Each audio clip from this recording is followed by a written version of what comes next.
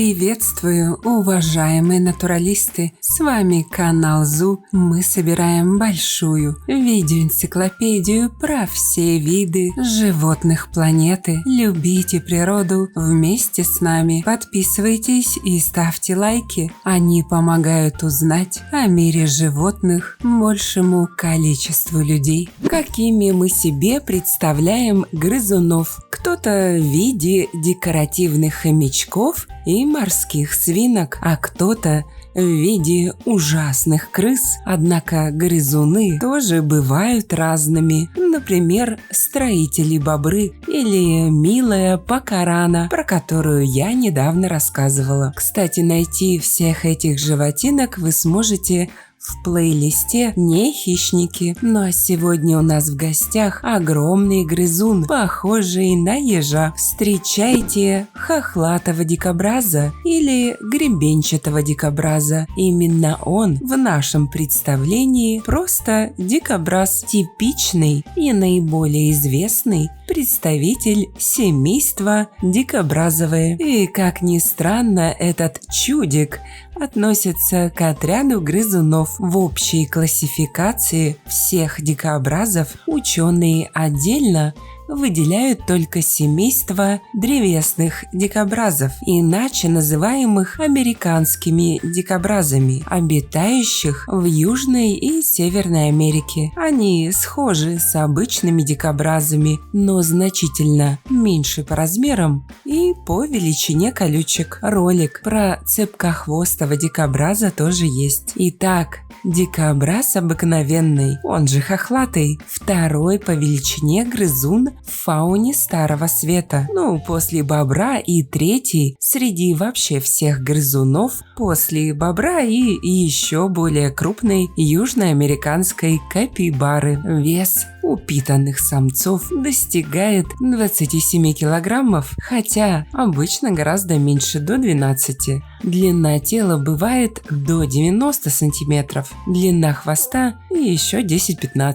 Толстое коренастое тело покрыто густо сидящими, короткими и длинными иглами. Иглы цвета попеременно темного или черно-бурого и белого цвета. Они гладкие, заостренные и слабо сидят в шкуре, поэтому легко выпадают. Между иглами повсюду примешаны еще и жесткие, щетиноподобные волосы. По бокам тела, на плечах и крестце иглы короче и тупее, чем на середине спины. На голове имеется жесткий гребень, отсюда и название дикобраза – гребенчатый. Иглы дикобраза двух видов. Первые – длинные и гибкие, достигают длины 40 сантиметров и больше. Другие иглы короче и тверже, длиной всего 15-30, но до полусантиметра толщиной. Иглы хвоста имеют срезанные вершины и представляют собой, по сути, открытые трубочки. Все иглы внутри пустотелые или наполнены губчатой роговой массой. При помощи сильно развитой системы подкожных мышц все иглы могут по воле своего хозяина подниматься или снова отгибаться назад. Кстати, есть поверье, что дикобраз мечет во врагов свои иглы, подобно стрелам. Однако это, как всегда, выдумки людишек. Иглы дикобраза действительно очень непрочно сидят в шкуре, но метать их зверь не способен. Также не подтверждена и другая распространенная легенда о якобы ядовитости игл дикобраза. Действительно, раны от его игл очень болезненны, часто воспаляются и заживают с трудом. Но вызывается это не ядом, а обычным заражением, потому что на иглах обычно много грязи, пыли и песка. Более того, иглы дикобраза довольно ломкие, и в ране часто остаются их кусочки, вызывающие дополнительную боль и нагноение. Ноги дикобраза короткие и неуклюжие. Двигается он медленно, в перевалку, хотя при преследовании может переходить на тяжелый бег. Голос дикобраза слышится редко, почти всегда в случаях, когда он раздражен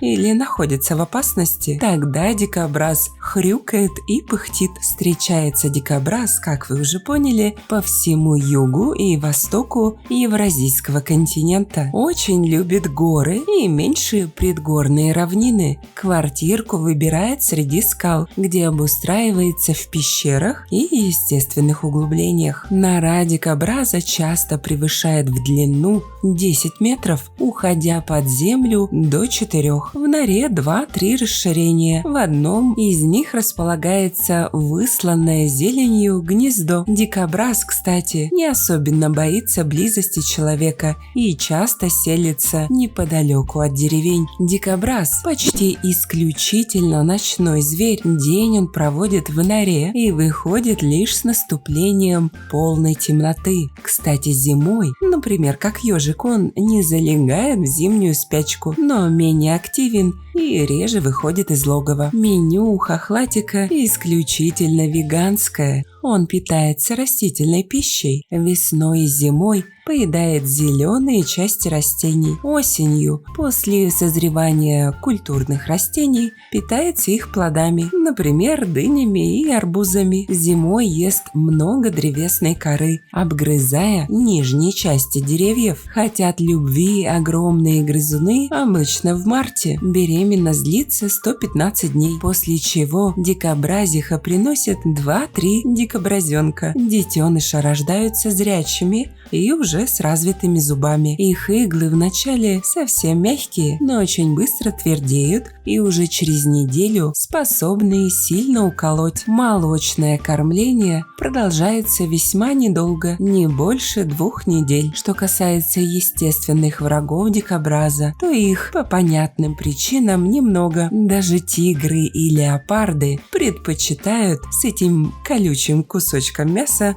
не связываться. Но если и найдется смельчак, то дикобраз сначала предупреждает, быстро топая задними ногами и встряхивает иглами, издавая характерный громкий треск. Если же враг не отступает, дикобраз быстрым коротким броском задом вперед колет не очень умного хищника. Кстати говоря, множественные раны от игл дикобраза – это одна из основных причин появления в Африке и Индии людоедов среди тигров и леопардов. Как это взаимосвязано? Просто дикий кошак, напоровшийся на дикобраза и получивший в морду и лапы несколько десятков его игл, не может их вытащить и становится инвалидом, неспособным охотиться на свою обычную добычу – копытных. И чтобы не погибнуть от голода, кошакам остается нападать на людей, которые не могут, подобно копытным, быстро убежать от потерявшего былую подвижность зверя. Ну а дикобраз из-за такой суперзащиты не проявляет страха перед крупными животными. Он не уступает дорогу даже автомобилю,